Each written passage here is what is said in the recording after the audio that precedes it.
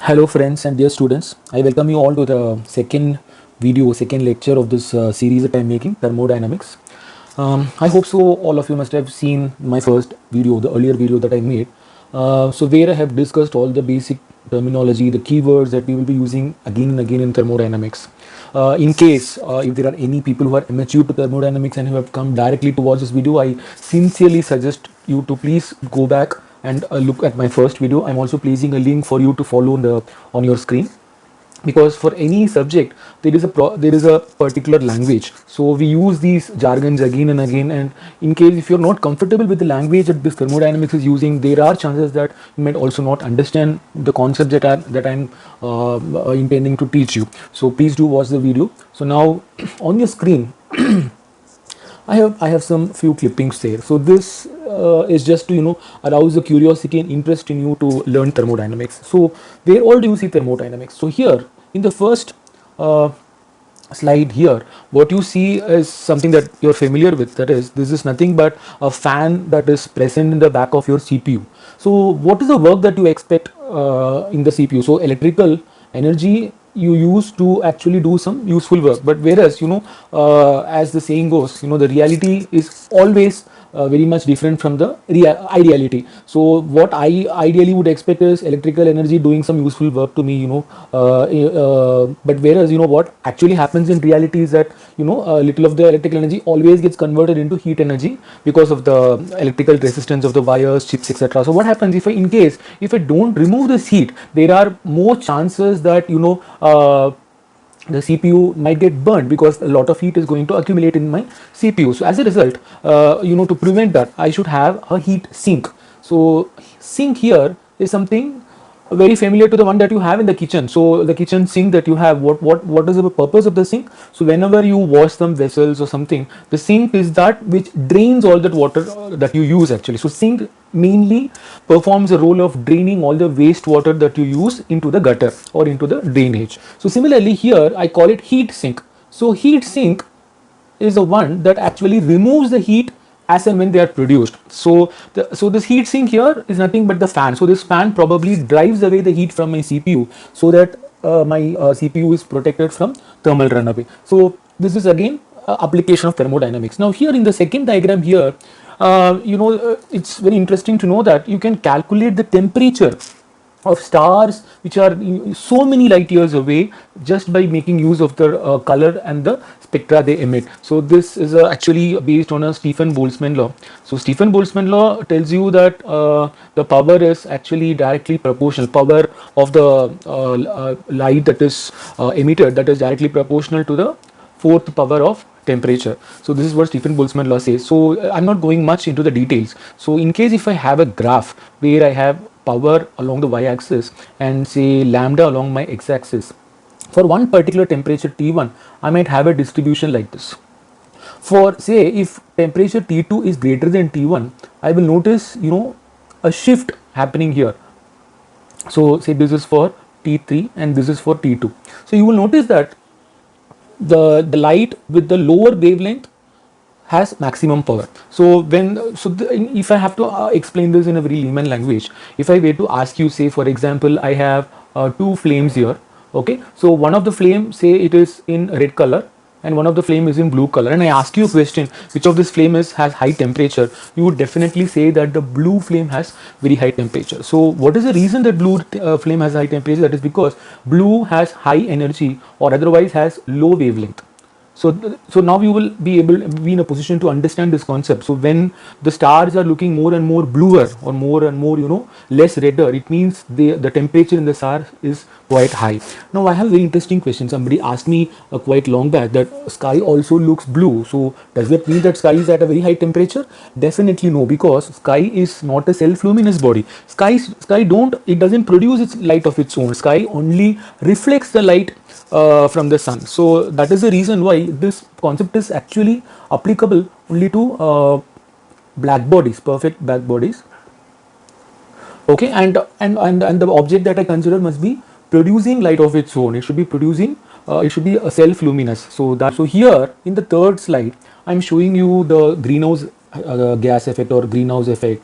So probably most of you, if you have crossed your 11th and 12th, must be aware of this concept, or because the heating up of the gas. So what you do here is basically consider Earth as as a thermal system, as a thermodynamic system, where heat comes into the system, and some amount of heat is lost and some amount of heat is trapped. You see, even here I'm applying the concept of thermodynamics. So what here you see is, I think this is your lambda, and this is actually in the units of micrometer. Okay, so and you will notice that all these IR rays are quite a lot trapped or absorbed by water vapor, carbon dioxide, and all such gases. So here again I'm making use of thermodynamics. And in the fourth slide that you see here, this is a very interesting work. This is again just to arouse your curiosity in the topic. So many years back, this was actually experimented. Could the Brownian motion of the atoms be made use to perform work? So what is Brownian motion? Brownian motion is random haphazard movement of atoms in any substance. Okay, so in fact when the temperature rises, the Brownian movement also increases. So this random motion of atoms, could they actually be used to make some work? Yes, they could be used. So this is a research article that I really wanted to share with all of you. So this, using the heat flow, there are also something called Brownian motors. So these Brownian motors are nano size motors, which can actually, with the help of the Brownian motion, can direct the direction of a chemical reaction. So these are just I just wanted to give you a framework where thermodynamics has got quite a lot of applications, and it's a very very vast topic and very interesting as well. So now let's get back to our topic. So first, I just want to recap whatever we have done in the earlier class. I want to put all of that in a nutshell. So already we have seen that thermodynamics is basically made out of three parts. So what are the three parts? One is the traditional classical thermodynamics. The second one is the statistical thermodynamics, and the third part is something called thermochemistry. So these three together will make up the thermodynamics. So in the classical thermodynamics, I will only deal with the macro properties of the system. So macro properties means as a system as a whole. So I will talk about the volume change, the pressure change, the number of moles completely present in the system. I'm only addressing things that are happening at a bigger level. I'm only talking about the macro properties. Okay, whereas statistical thermodynamics will address things that are happening at micro level. So for example, what is happening at the level of an atom? What does atom do when temperature rises? How atoms behave? So here I am not talking about the system as a whole, but I am talking about every atom or every molecule, how they behave when the pressure is applied, how when the temperature changes, how they apply, respond. So all this is studied in statistical thermodynamics. And this third part is something very different, because here I study about the heat flow and the energy flow in chemical reactions. Because in most of the times, classical and statistical thermodynamics addresses only physical process. So many times when you study thermodynamics, you often hear the words compression, expansion. So we don't talk much about chemical reactions in the classical and statistical thermodynamics. So that is the reason why I have a separate branch called thermochemistry, where I will read about the Hess law, I will read about the enthalpy of reactions and internal energy, how it changes, and all that comes in the thermochemistry. Okay, next we have already discussed about the boundary. So boundaries, we have talked about the system and the surrounding. The system and surrounding are separated by the boundary. So this boundary can either be real or it can be imaginary. Okay, and a real boundary can be hard or it can be soft. Similarly, I can also have one more classification. The boundary can be a conductor, or a boundary can be insulator, or a boundary can also be a semiconductor. So we have also given terms to all of this in my earlier video. If you have seen, you must be aware. So a conducting means a thermally conducting boundary. If I have, so then you remember something called diathermic wall. So diathermic wall is a conducting wall because it does conduct all the heat from one part of the system to the other part.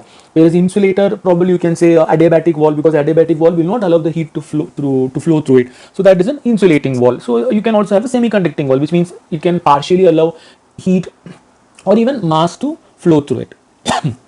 Okay, so then we also discussed about intensive and extensive property. So intensive, from the word int, you should know that these are properties independent of mass, which do not depend on mass, and extensive properties which actually depend on the amount of matter that you have. So let's quickly make a list of intensive and extensive properties so you get the hold of everything. So number one, intensive property. So melting point, boiling point, or temperature. So melting point does not depend on the mass. If I give you say 5 ml of water, the boiling point is 100 degrees Celsius. If I give you 1 liter of water, still the boiling point is 100 degrees Celsius. So the boiling point doesn't depend on how much water you have in your hand, it's always the same. So similarly pressure, and then concentration. So concentration, if I say all concentration terms, for example, molarity, molality, percentage concentration, ppm. Ppm means, you know, particle per million. Then, you know, you have this mole fraction. All of these are intensive properties. Why are these intensive properties? So even this we have already discussed. Let's take for example molarity. So molarity is nothing but number of moles divided by liter. So liter means volume.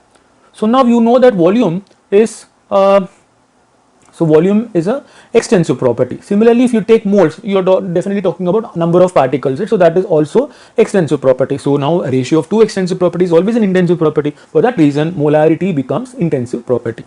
So similarly, so all these, so molarity, molality, mole fraction, and the percentage concentration, ppm, all these are again intensive properties. And then one more important thing is that whenever I come across a word specific, or whenever I come across a word molar in my property, then definitely I'm talking about an intensive property. For example, let me tell you like specific volume. So volume occupied by 1 mole. So specific volume is an intensive property. Similarly, partial molar quantities, all they are all intensive property. Then specific heat capacity, molar heat capacity. So I've already given introduction to these terms in the last video. So all these are intensive properties. Whereas please remember, heat capacity is not intensive, heat capacity is extensive, whereas specific heat capacity, as soon as I put the word specific, then it becomes a intensive property. So then, you know, other terms like, you know, viscosity, then refractive index. So these do not depend on the amount of material you have. Refractive index of diamond will not depend on the carat of diamond that you have, right? So refractive index is always the same. Similarly, reduction potential, standard oxidation potential. So these again are intensive properties. For example, take lithium. Whether you take 1 gram of lithium or say 10 grams of lithium, the standard oxidation potential of lithium is not going to change. It is going to get oxidized only at that particular EMF. How much ever quantity of lithium you take, that EMF, that voltage will not change. Similarly, surface tension. So surface tension is also intensive property. So you see on your screen now a whole bunch of intensive property. There are quite a lot of cell constant. We will talk about extensive properties. So extensive properties are those which actually depend on the mass. For example, mass, then I can say volume, then energy. So when I say energy, because how much matter you have, that much energy will be contained in that matter. So energy, so when I say energy, it means all types of energy. For example, potential energy, you have mgh, you see there m appearing there. So it is directly proportional to mass. Say kinetic energy, half mv squared. So again you see the term mass here, which means kinetic energy also depends on the mass of substance that you have. And also all thermodynamic terms, for example, you know, the heat, entropy, enthalpy, then Gibbs free energy, then work function. So work function is usually called Helmholtz. We will look into all of these actually in a detailed manner. So if you're not able to understand, if these terms are sounding new to you, please don't worry. We will be looking at each of these terms in a detailed manner in course of time. So all these are actually energies. So all these are extensive properties. Similarly, surface area. So surface area also depends on the amount of matter that you have. So surface area is also extensive property. Similarly, heat capacity. So this again I have to mention. Heat capacity is extensive, specific heat capacity is intensive property. So I hope so now I have put a very good list of all intensive and extensive properties before your eyes. So now then after this we were actually discussing the open and the closed system. Open, closed and isolated system. So open system is the one where both mass and energy transfer can happen, whereas closed system is the one where mass transfer does not happen, whereas energy transfer happens. Isolated system is the one where both mass as well as energy transfer do not happen, between the system and the surroundings. So here I just want to give you an example. Say for the example, I have two equations, say calcium carbonate decomposing to give you calcium oxide and carbon dioxide, and in another case, I have a representation like this. So this means I have a reversible reaction. This is a reversible reaction. So this is a irreversible reaction. So now if I ask you, in which of the scenario is an open system and which of the scenario is actually a closed system. So now you have to think. In the first case, if you see whatever carbon dioxide is getting formed, it leaves my system because I have put an arrow there, which means effervescence, or the gas leaving the system, which means I will definitely have reduction in mass, decrease in mass with time. So whenever there is a mass exchange with the surrounding, then you will call this open system. Whereas in the second scenario, if you see, neither do I have arrow next to this carbon dioxide, and number two, I also have a thermodynamic chemical equilibrium being established here, which means this is a closed system. Okay, so and always remember, in the open system you cannot have equilibrium, because the reactant will always keep getting converted into product, because according to the Lee-Chatelier principle. Okay, so this is one example that I wanted to illustrate to explain this open closed system.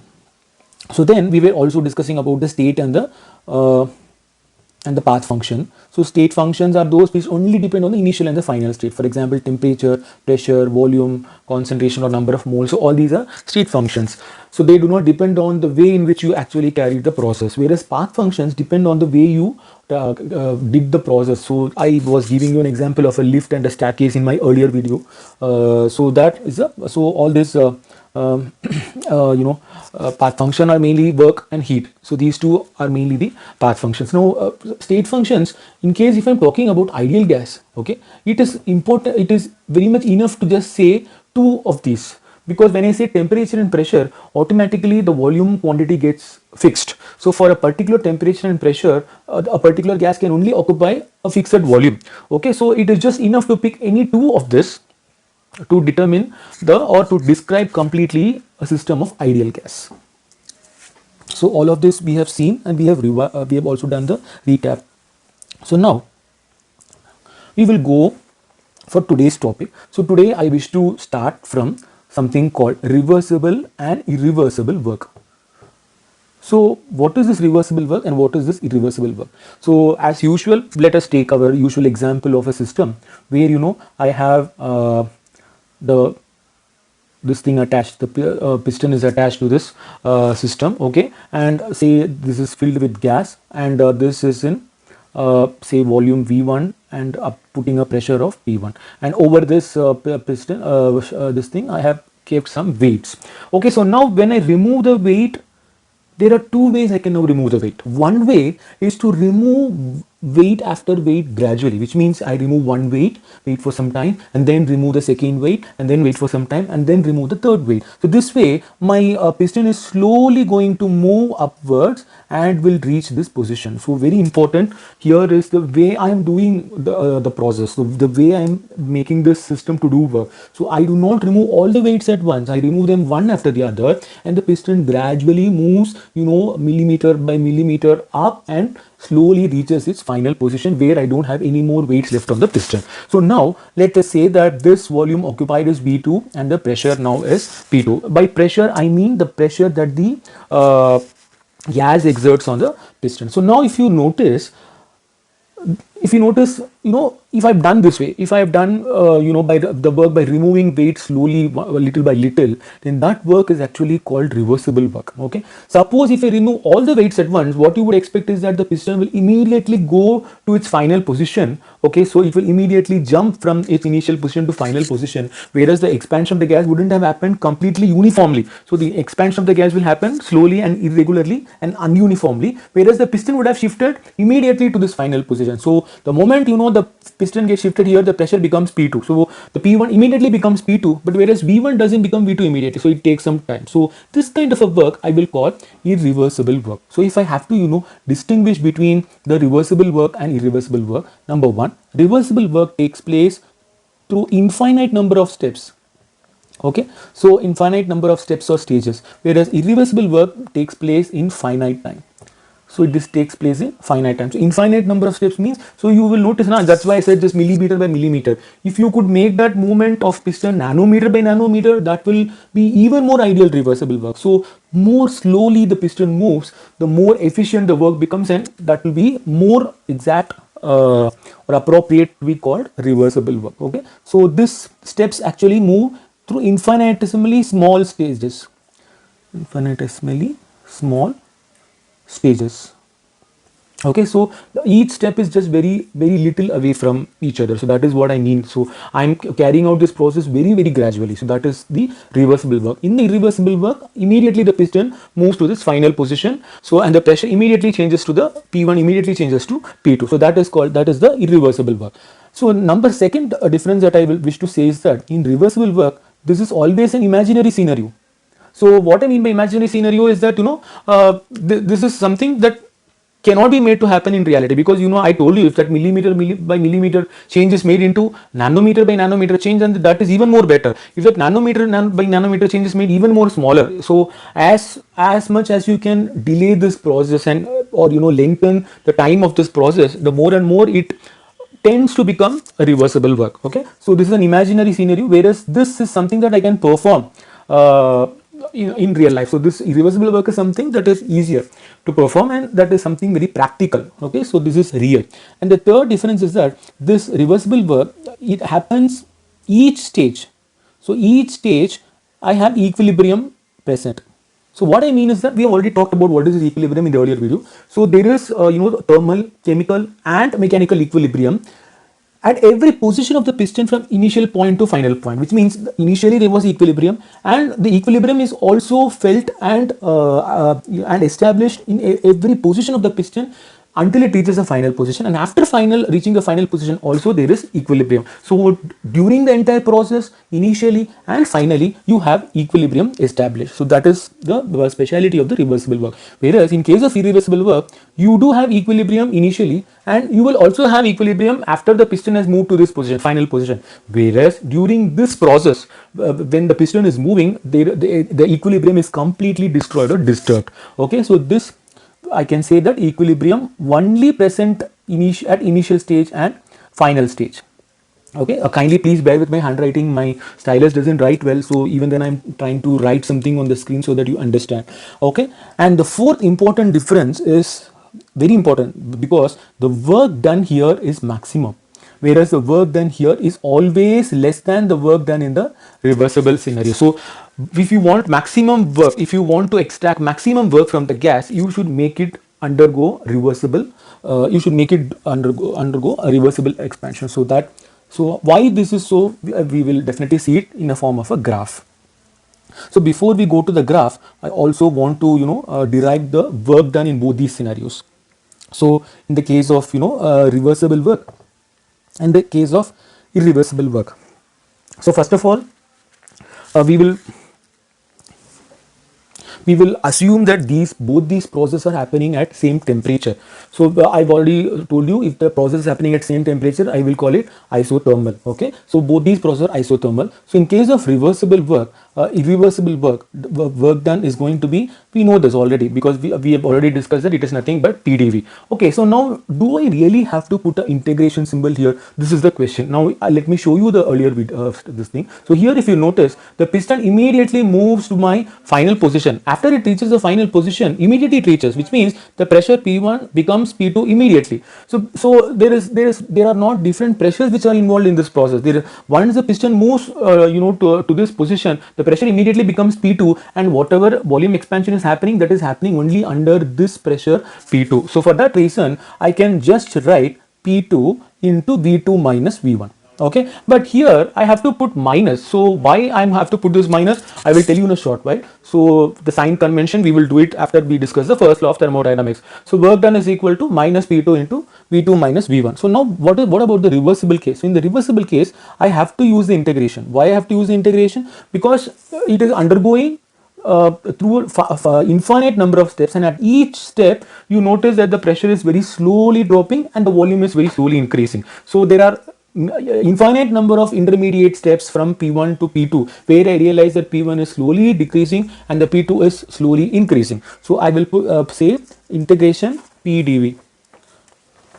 Okay, so this what I can do is, I know that pressure can be written as nRT by V. So this is from your ideal gas equation. So I assume that that the gas that I have filled is ideal gas. So PV is equal to nRT. So P is equal to nRT by V. And I had told you in the earlier video that I will be discussing gas laws. Definitely I will do that in the next video, because I really want to take you as far as first law of thermodynamics, and then I thought it will be appropriate to discuss the gas law. So now P is equal to nRT by V. I am going to substitute it here. So W is equal to nRT dV by V. So the reason why I have pulled out nRT out of the integration is because all these are constants. See, I told you that this is an isothermal process, which means temperature is a constant and number of moles is a constant, and R is real gas constant, universal real gas constant. So all these constants will not change with time, so that is the reason I have pulled it out. So now I have dV by V. So if I integrate this from V1 to V2, so those are my limits. So I will get minus nRT ln of V2 by V1. So this is the again, I am supposed to have a minus here if you look carefully. So here I will have a minus, and in the answer also I will have minus. I will explain you why we are putting minus here. After you understand the first law of thermodynamics, this will automatically become clear why we are putting a minus here. So work done is equal to minus nRT ln V2 by V1. In case in my question, if I am being given pressure, so that also I can use, because you know that P1 V1 equal to P2 V2. So this is something called Boyle's law, which means pressure is inversely proportional to the volume. So now what I can do is, if I bring V1 below V2, I can bring P2 below P1, which means V2 by V1, I can substitute this with P1 by P2. So I can also say work done is equal to minus nRT ln P1 by P2. Both these are frequently used to calculate the isothermal reversible work. So in case of irreversible work, we only use the P2. So P2 is nothing but the external pressure. In most of the big books you will actually come across this term. So immediately the piston will adjust itself so that the external pressure will equal the internal pressure. So now after reaching that external pressure, the volume expansion is going to happen. So that is why the whole process happens under one single pressure, which is P external. So this is the work done in reversible, and this is the work done in case if the process is irreversible. So now I wish to do one problem.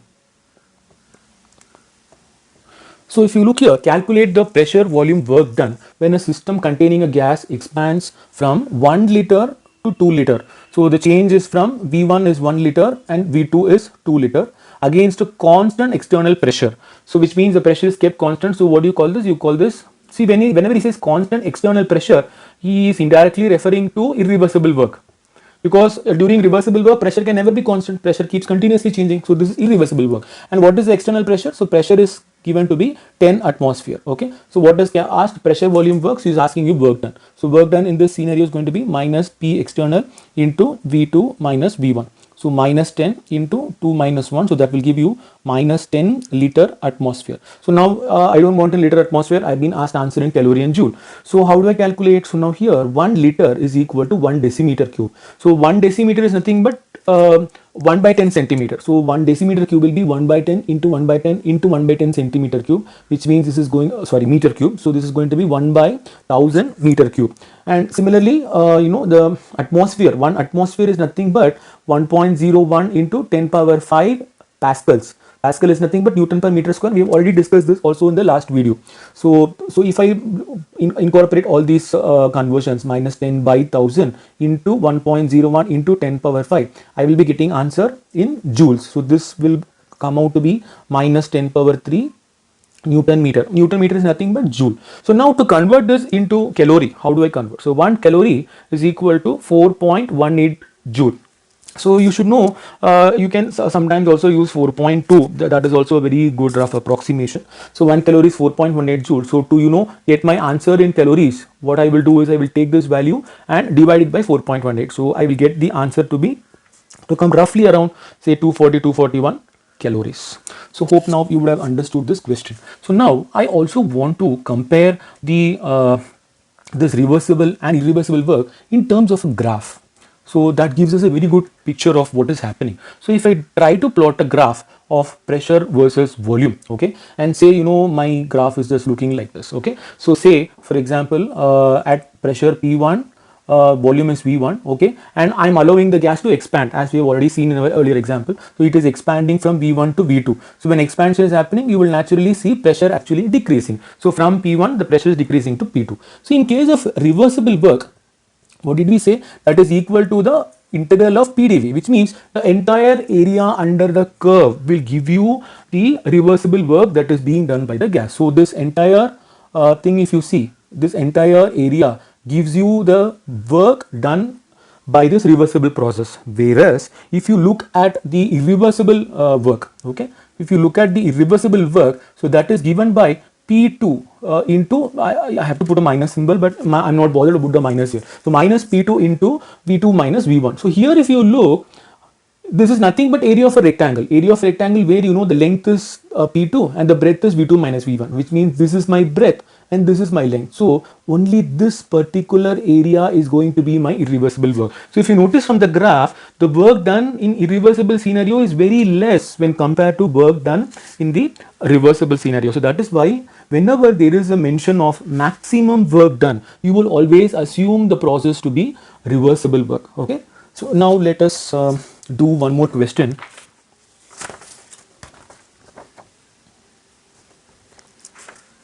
So now let's go back and do one more question. So here if you look, 1 mole of an ideal gas at 25 degrees Celsius is allowed to expand reversibly.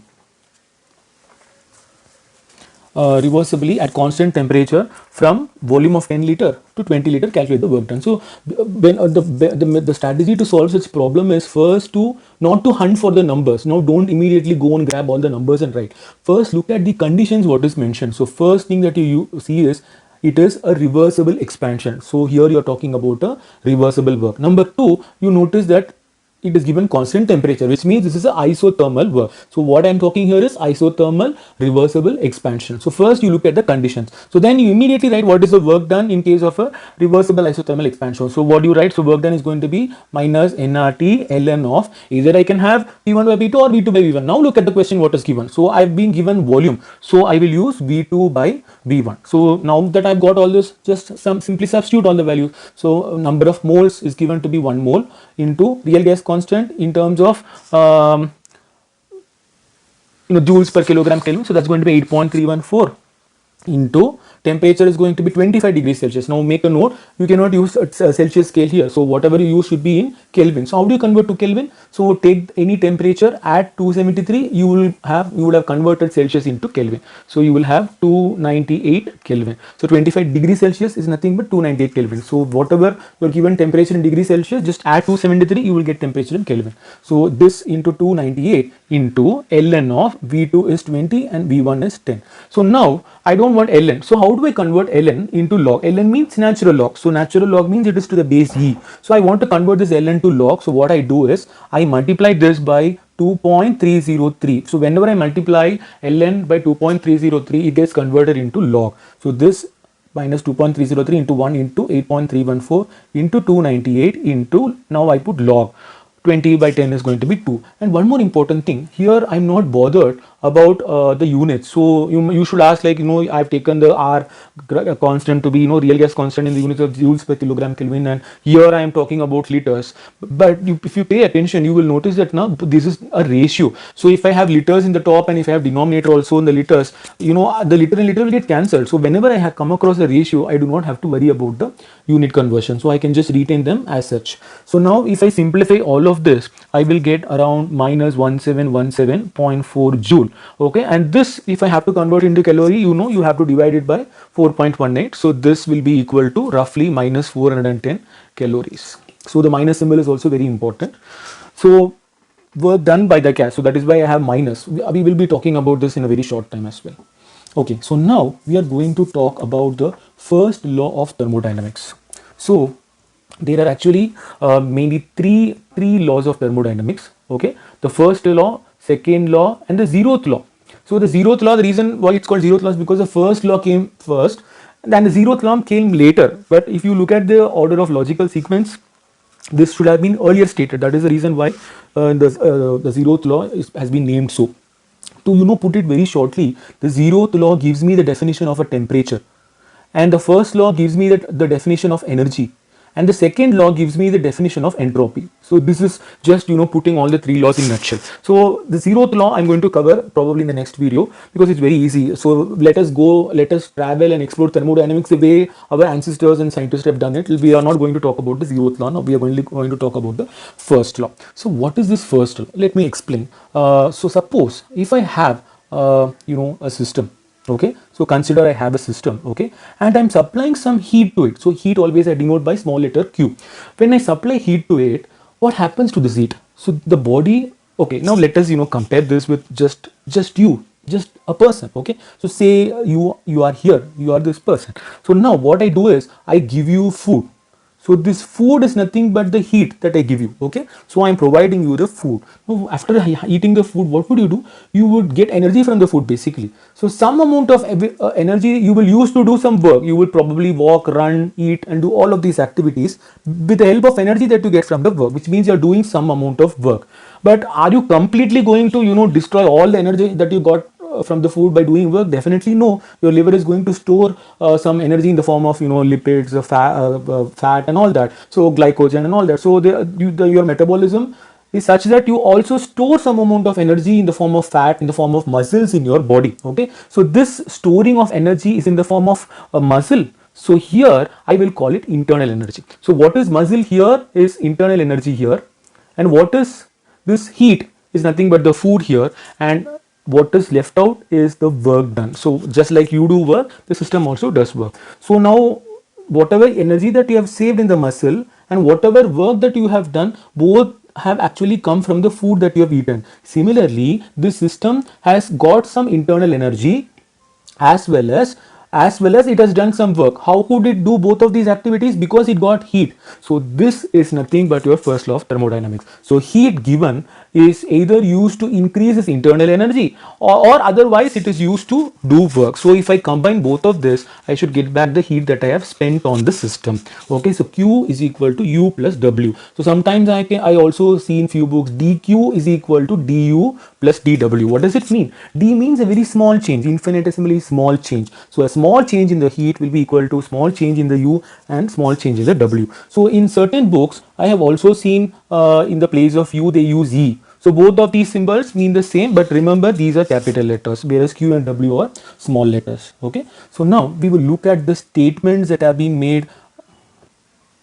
So now we will also look at the statements that have been made for this first law of thermodynamics. On your screen, you see a very famous statement. So first one goes as, in a thermodynamic process involving a closed system, the increment in the internal energy. So we already have this here. So the increment in the internal energy, that is nothing but E or U. You can either use E or you can use U, both mean the same. Okay, the increment in the internal energy is equal to difference between the heat accumulated by the system and the work done by it. So if you remember what we wrote in the earlier slide is that Q is equal to E plus W. Okay, so if I have to ask you what is del E, what is the increase in the increment in the internal energy, that is going to be Q minus W, the difference between the heat accumulated and the work done by it. So this statement was the first statement that was made, and this was given by a famous scientist who worked a lot in thermodynamics, Clausius. Okay, so next you see the definition of the heat itself coming from this.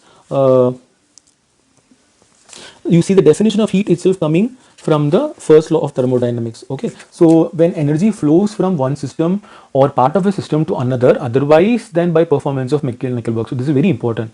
So if the energy is flowing from one system to another, but there is no work happening, there is no mechanical work happening, then the energy transfer is called heat. The energy that is being transferred is called heat. So I have already established this point in the first lecture, so where I was saying that the energy can only be transferred in the form of either heat or in the form of work. So this is again the definition of the heat that is coming from the first law.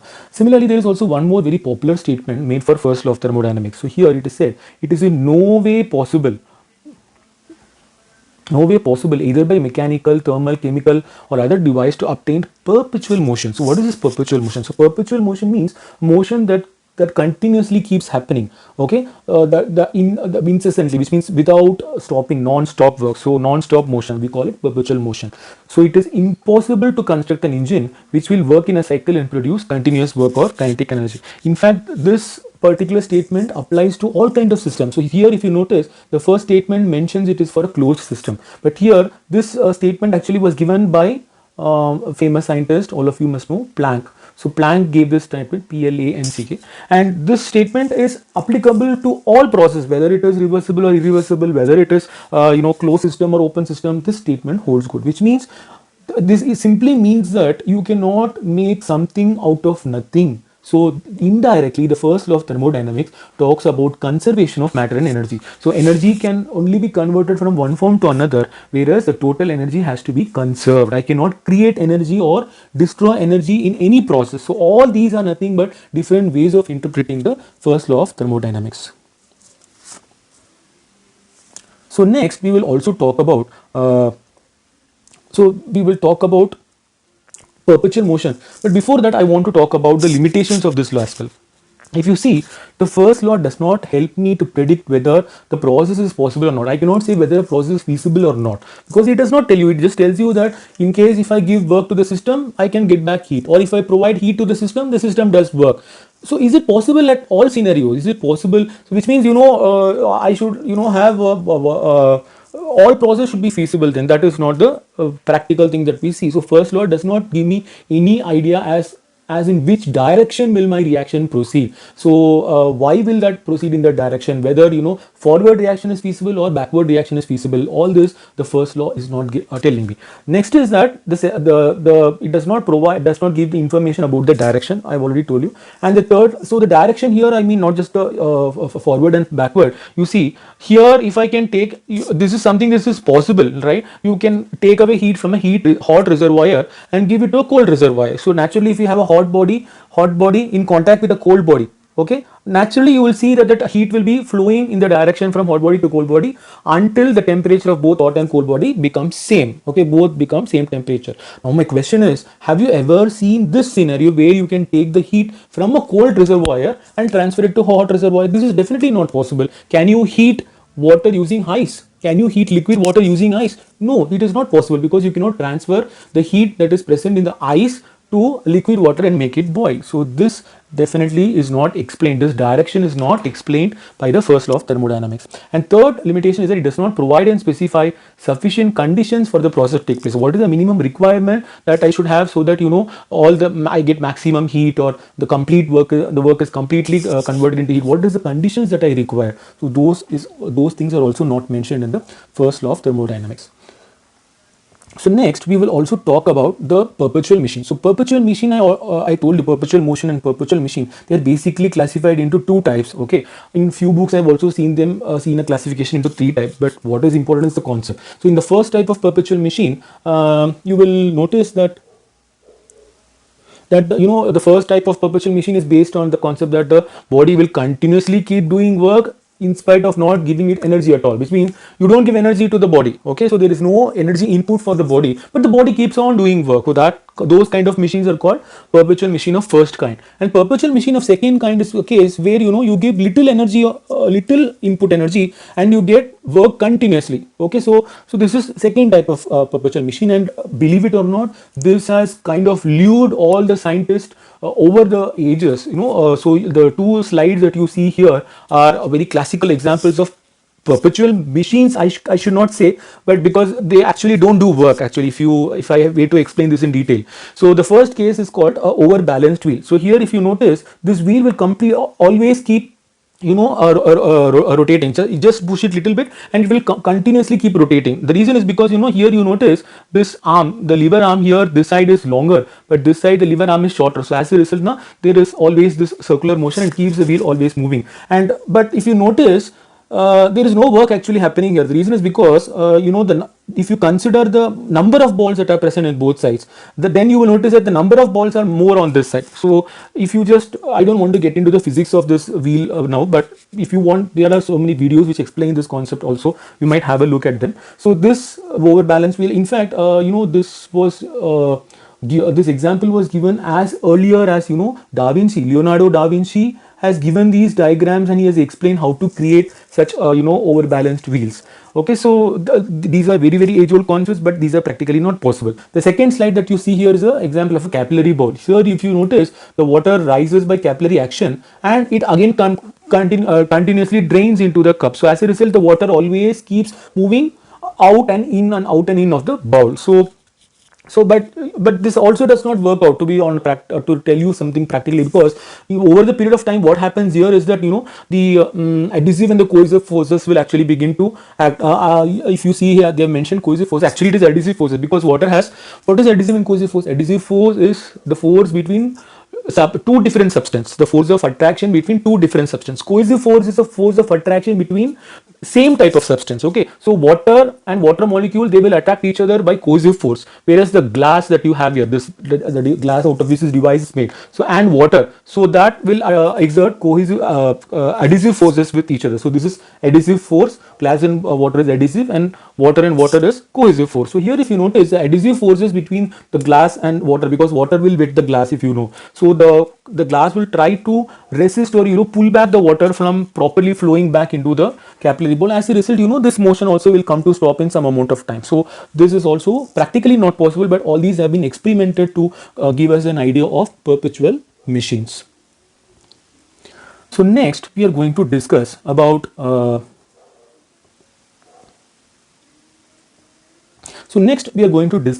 the first important term, that is internal energy. So what is this internal energy? So internal energy is nothing but it is the sum of all. So internal energy, as I already told you, it is usually denoted in the form of U or in the form of E.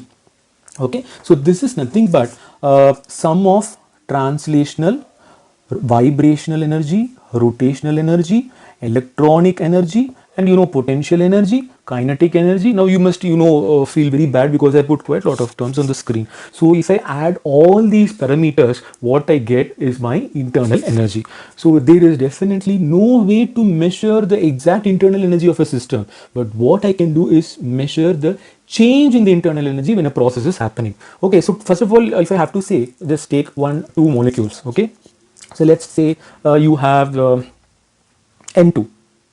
Okay, so I have N2 molecule. If I take this N2 molecule, so here I have one nitrogen atom and here I have nitrogen atom. So this nitrogen molecule can be moving along x-axis, or it can be moving along y-axis, or it can also be moving along z-axis, which means I have 3 translational degrees of freedom. What I mean to say is, it has got 3 ways in which it can translate itself. It can move itself from one place to another, along x-axis, along y-axis, along z-axis. Okay, so this energy that it uses to move from one place to another, that is translation energy. Vibrational energy, yes, if you will notice that the bond between the two nitrogen atoms are also constantly vibrating. If you give heat, the bond begins to vibrate. In fact, that is what you measure when you provide it with IR energy. So that is what we do in the IR spectrum. So in the IR technique, what we do is we provide the entire gamut of the IR radiation, and specific IR radiations are specific wavelengths are absorbed by the molecules to vibrate themselves. Okay, so this energy that it uses to vibrate is the vibrational energy. Then you also have rotational energy. So this nitrogen molecule can either rotate clockwise or it can rotate anti-clockwise. So there are 2 degrees of freedom by which it can rotate. So you also have rotational energy, and then you also have electronic energy, which means you can have this HOMO-LUMO excitation. You can have electrons moving from the valence band to the conduction band. So this excitation energy is also part of internal energy. Then potential energy and kinetic energy, so that is also calculated or accounted in the internal energy. So some of all these terms are going to be internal energy. And one important trick is that whenever there is change in temperature, I can very well say that there is change in internal energy as well, because temperature is a very good indicator or marker for internal energy. Okay, but please pay attention, I cannot say the converse. I cannot say that whenever there is a change in internal energy, there is rise in temperature. No, this is wrong. I will illustrate this with an example. For example, consider a case of ice that you have, at 0 degrees Celsius. Now, if you're providing heat to this ice, what happens? The ice begins to melt. When it is melting, there is change in the internal energy. How there is change in internal energy? Because initially the molecules, water molecules, were held on to each other. So they were neighboring water molecules holding on to each other and holding themselves in a crystal lattice in the form of solid ice. When you provide heat energy, these bonds vibrate and break. So now I have to spend some energy to free these water molecules from the neighboring water molecules. So this energy gets stored in the water molecules in the form of potential energy. So now you would have understood what when I wrote potential energy as a parameter in internal energy. So potential energy is stored in the ice. Okay, so this we call latent heat of melting. So hidden heat, because why it's called latent? Latent means hidden. So this heat is not reciprocated or reflected in my thermometer. So where is all this heat going? How does the substance hide all this heat? Because it is hiding it in the form of potential energy. The entire ice, only after it melts into liquid water, the temperature rise can be noticed. Okay, so that is the reason you cannot say that whenever there is a temperature, whenever there is a whenever there is so you cannot say the converse, which means you cannot say that the internal energy does not change when the temperature does not change. No, that is wrong, because your temperature does not change but internal energy is changing. So you cannot say that internal energy does not change when temperature does not change. Okay, so next,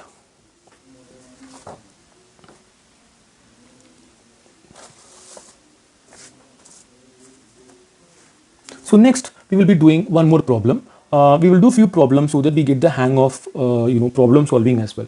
So here, if you see, find the work done when 1 mole of the gas is expanded reversibly. So collect all these terms first. It's a reversible expansion and isothermal as well at the same temperature. So I've been given P1, which is 5 atmosphere, and P2 is 1 atmosphere. Okay, and temperature is given to be 25 degrees Celsius. So 25 degrees Celsius, which means I have to convert this into Kelvin. So 25 plus 273. So I will have 298 Kelvin.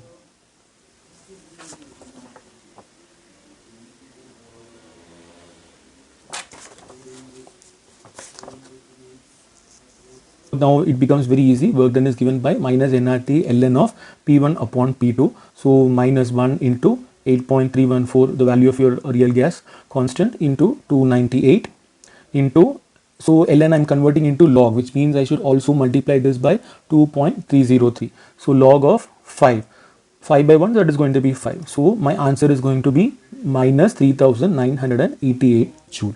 So now before I go and do one more problem, I want to also discuss the application of first law of thermodynamics, because that is something where I really want to do but I forgot. So first law, so whenever we will talk about the sign convention, first. So whenever heat is absorbed by the system, I will say Q to be positive. Whenever heat is given by the system, so given out by the system, then the Q will be negative. So you should always imagine yourself to be a system. When somebody is giving you money, you are getting money, right? When you get money, you are so happy, then that is a positive thing. So when you get money, so just you are the system, and when you get heat, that is a positive thing. So Q, if you get, it is positive. When you are losing money, that's a negative thing, which means when you are losing heat, you are the system now. When you are losing heat, it is a negative thing. So Q is minus. Similarly, work done on the system, okay, which means somebody is doing work for you. Somebody is doing a work for you is a positive thing. You don't have to do work. Somebody is doing work for you, on you. Okay, you are the system. So then W will be positive. When the work is done by the system, which means you are doing work for somebody, that is not a good thing. People like to be lazy, no? Who likes to do work? So work done by system, that is a negative thing. You do the work, you don't want to do the work. So if you are doing the work and you are the system, so that is going to be negative. Similarly, if the internal energy is increasing, then del U is going to be positive. If the internal energy is decreasing, then del U is going to be negative. So now let us apply this first law of thermodynamics in each of the process that we have already discussed. Okay, so the first process is the isothermal process. So in the isothermal process, what is constant? Temperature. So we know that del U is equal to Q plus W. So this is our first law of thermodynamics. So here if you notice, it is happening at same temperature. whenever a process is happening at same temperature, there is no change in the internal energy. See, please don't consider the melting and vaporization. Those are special cases. But other than those cases, whenever there is no change in the temperature and there is no phase transition also happening, then that means there is also no change in the internal energy, because there is no way that thermometer cannot detect a change in internal energy. Whenever there is change in internal energy, definitely there will be some change in the temperature. So since I said isothermal, the change in internal energy is 0. So 0 is equal to Q plus W, which means Q will be equal to minus W. So now what does this mean? So this means the heat absorbed by the system is nothing but is all used up as work done on the surrounding. If I give heat to the system, you notice that I have plus Q, which means heat is given to the system. And what does the system do? The system does work on the surrounding. I have minus W. So the system is doing work to the surrounding. Whatever heat I give to the system, the heat is being used by the system to do work on the surrounding. So next we will talk about adiabatic process. So adiabatic process means a process where there is no exchange of heat energy. So here in this case, Q is equal to 0, because there is no heat transfer, no heat is flowing into the system and no heat is flowing out of the system. So del U will be equal to Q plus W as usual, and in this case you will put Q as 0. So del U will be equal to W. So this is the expression that I get. So what does this signify now? So this means whatever work is done by the surrounding on the system, it is stored by the system in the form of internal energy. So here if you again notice, work done is positive, which means work is done on the system. Okay, surroundings is doing work on the system. And what does it do? That is all saved as internal energy. So here also you see positive, which means the internal energy is increasing. So whenever the surrounding does work on the system will increase its internal energy. So that is the implication of this. So next type of process, what is that? So that is isochoric. So isochoric process is where del V is equal to 0, because volume remains constant, which means work done, we have already discussed that it is nothing but P del V. So this del V is 0, which means work done will be equal to 0. So in that scenario, del U will be equal to Q plus W, and this W is equal to 0, which means del U is equal to Q. So this is the final expression that I get for isochoric process. So what does this imply? So it means whatever heat I give to the system, will rise its internal energy, because the system has only two options. One is either to increase its internal energy or to do work. So I give it heat and it cannot do work. So what it does, it will convert all the heat that I give to it and store it in the form of internal energy. When heat is given plus Q, when heat is given to the system, the internal energy will increase. So we are left with one more process. So what is that? So that is nothing but isobaric process. So here I don't have much to say, because work done is going to be minus P external into del V. Okay, and del P is equal to 0. That is the reason why I put P external outside this thing. So work is going to be here irreversible work, and del U will be equal to Q plus W. So that is going to be Q minus P external into del V. So whatever change in internal energy is nothing but whatever heat I give minus whatever work it has done. So heat that it gets minus work that it has done, that will give you the internal energy by which it has risen. Okay, so I hope so now you would have understood the application of first law of thermodynamics in each type of process. Okay, so next we will solve few more problems. So in this question, if you see, find del E, Q and W if 2 moles of hydrogen at 3 atmosphere pressure expand isothermally at 50 degrees Celsius and reversibly to a pressure of 1 atmosphere. So you will notice that you are being given 3 pressure and it's a reversible isothermal expansion. So immediately you should know. So what I can do is I can calculate work. So that is, we have already discussed. So what is the work done in case of that? So that's going to be minus nRT ln of P1 upon P2. So now here if you notice, now you will notice why I am putting minus here, because here the work, when an expansion is happening, the system is doing work. The system is doing work on the surroundings because it is pushing away the atmospheric air and it is expanding itself, which means work is done by the system. If the work is done by the system, what do? You put a minus sign. Now hope you would have understood the sign convention. So ln of P1 by P2. So this if I substitute 2 moles in, and R I will take as 1.987, okay, into 323 because calorie per Kelvin mole. Okay, so that whatever answer that I get will be in the form of calorie. So what I will get into temperature is going to be 50 degrees Celsius. I have to convert it into Kelvin, so I will get 323 Kelvin, because 50 plus 273 will give me 323 into ln. I do not want, so I will converting this into log. So into 2.303 log. So whenever I have ln, I will multiply by 2.303 so that I will get log. So log of P1 is going to be 3 atmosphere and 1 is the final atmosphere. So now if I simplify all of this, I will get minus 1410 calories. So now what about the other terms? I have to find now the Q and del E. How do I do this? I will make use of the first law of thermodynamics. So first law of thermodynamics tells me that del U is equal to Q plus W. So here, Q minus W. So if you notice here that the Q is nothing but the heat given and work is nothing but the work done. So here since I tell you isothermal, I already told you the change in internal energy is going to be 0, which means Q minus W is going to be 0. So Q will be equal to W. Okay, so whatever work that is done by the system is nothing but the heat. So the heat added to the system, that is also heat given out by the system will also be equal to minus 1410 calories. Okay.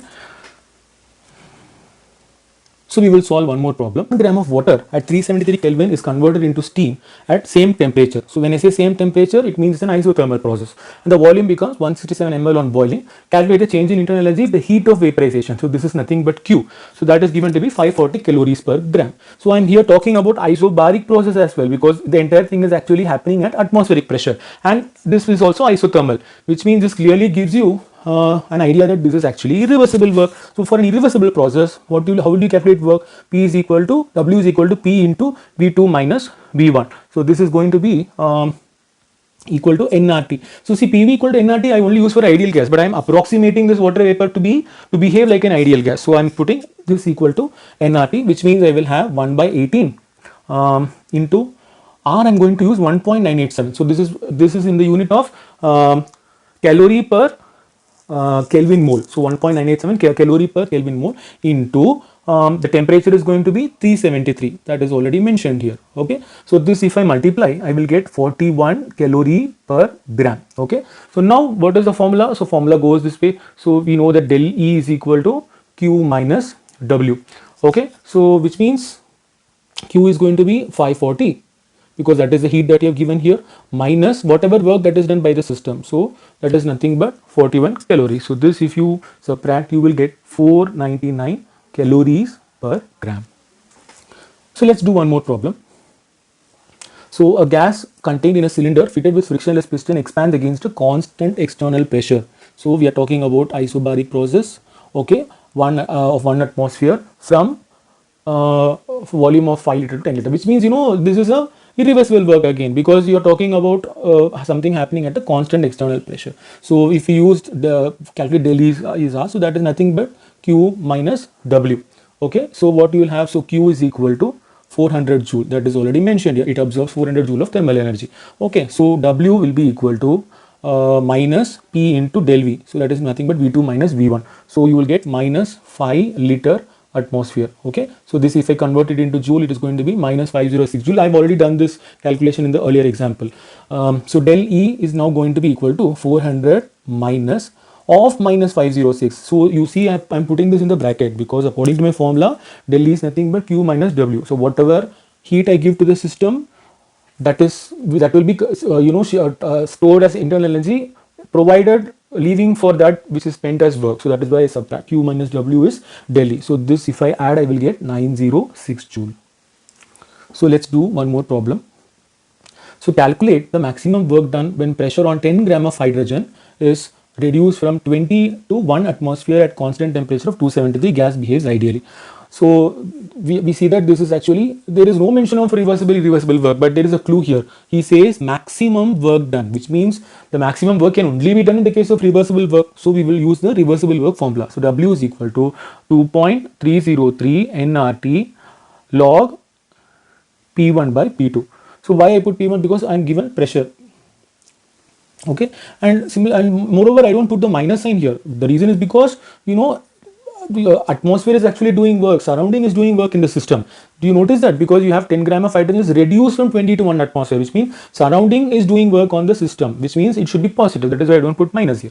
So this, if you substitute, you will get 2.303 number of moles, 10 gram of hydrogen. So 1 mole will actually weigh 2 gram. So which means 10 gram will actually weigh 10 by 2. So 5 moles into the real gas constant. This time again I will use 1.987, which is calorie per mole Kelvin, into log of 20 by 1 into temperature I forgot, so that is 273. So all this if I substitute, I will get answer to come around minus 8126.65 calories. So now if you look at the question, he says ice at a constant temperature, which means there is no change in temperature. If there is no change in temperature, I have already told you that there is no change in the internal energy. So del E is equal to 0, which means Q is equal to del E plus W. So which means 0 plus minus 8126.6. So that will be the heat. So heat will also be the same quantity as work. Okay. So will there be any change in internal energy? No, there will not be any change in the internal energy because del E is equal to 0. So today we have seen so far the first law of thermodynamics, and we have also solved some problems. In the next video, we will be talking about enthalpy of a system. Thank you, students. Please do subscribe to the channel and share this video with all of your friends.